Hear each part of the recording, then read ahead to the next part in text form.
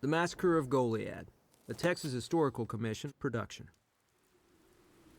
The calendar turned to 1836, and with it came bitter north winds and driving rain.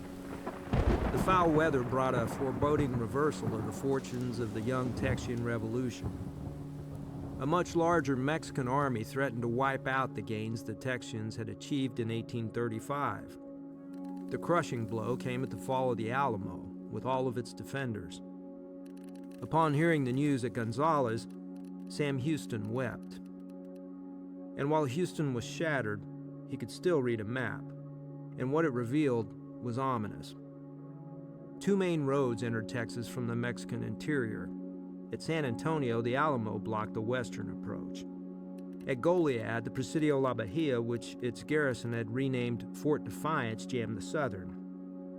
Now the Mexican commander, Antonio Lopez de Santa Anna, could outflank Goliad with General José de Urrea's forces and cut off the Presidio.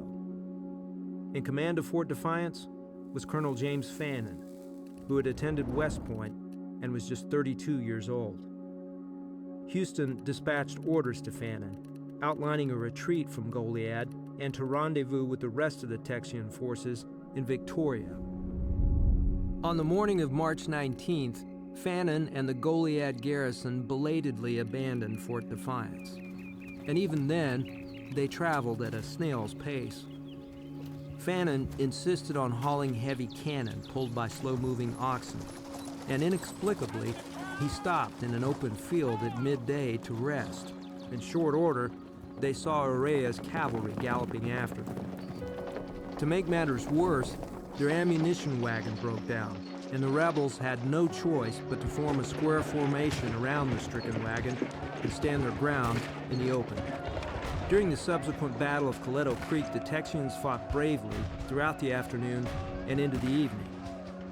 But dawn revealed that Urrea had received reinforcements.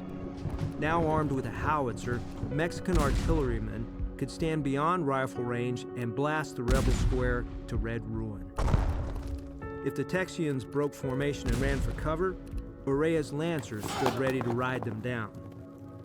Realizing the hopelessness of his situation, Fannin, who was severely wounded, surrendered.